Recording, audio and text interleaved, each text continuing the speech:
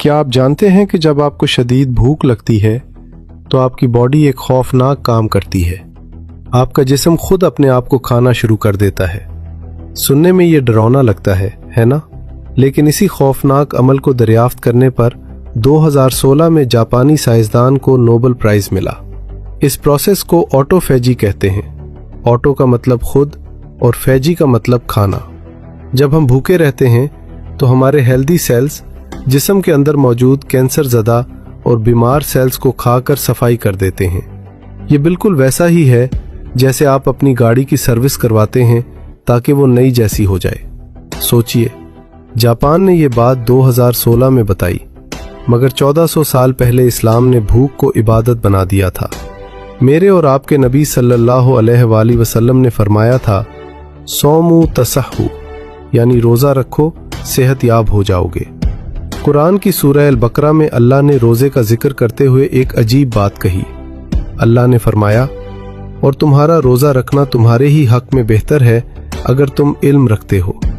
गौर करें, अल्लाह ने यह नहीं कहा कि मैं खुश हूँगा, फरमाया तुम्हारे लिए बेहतर है, यानी फ़ायदा तुम्हारा ही है। आज मेडिकल साइंस कहती है कि ऑटोफेजी का प्रोसेस तभी स्टार्ट होता है जब इंसान 12 से 16 घंटे भूखा रहे, और ये टाइमिंग बिल्कुल इस्लामी रोज़े के दौरानिये के बराबर है। क्या ये महज इत्तफाक है? ये सिर्फ सवाब का मामला नहीं, बल्कि कैंसर और बीमारियों से बचने का एक आसमानी डिटॉक्स प्रोग्राम है। जब आप रोज़े में होते हैं तो आपका जिस्म अपनी एनर्जी खाना हजम करने पर नहीं, बल्कि खुद को ठीक करने पर लगाता है। टूटे हुए सेल्स जुड़ते हैं, पुराना कचरा बाहर निकलता है और इंसान अंदर से नया हो जाता है। इसीलिए साइंस कहती है कि जो लोग फास्टिंग करते हैं वो लंबी उम्र पाते हैं और देर से बूढ़े होते हैं। जिस हुक्म को हम बोझ समझते थे वो दरअसल अल्लाह की रहमत थी हमारी हेल्थ के लिए।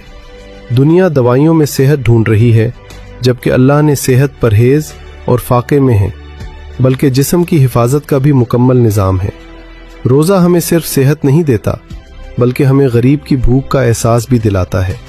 साइंस ये भी कहती है कि रोज़े से आपका दिमाग ज़्यादा तेज़ काम करता है और फोकस बढ़ता है। शायद यही वजह थी कि मुसलमानों ने अपनी सबसे बड़ी जंगें जैसे ग़ज़वा बदर रमज़ान के महीने में जीतें। ये अल्लाह का नुस्खा है जिसमें कोई साइड इफ़ेक्ट नहीं। आज से अपनी भूख को दुश्मन न समझें, बल्कि उसे अपना डॉक्टर समझें। मगरिब आज इंटरमिटेंट फास्टिंग के नाम पर उसे अपना रहा है, और हम मुसलमान 1400 साल से इस नेमत से माला माल हैं। इस बेहतरीन निज़ाम पर अपने रब का शुक्र अदा करें और कहें सुभान अल्लाह। अगर इस वीडियो ने आपके ईमान को ताज़ा किया है तो इसे सदका जारिया समझकर अपने दोस्तों और फैमिली के साथ शेयर करें।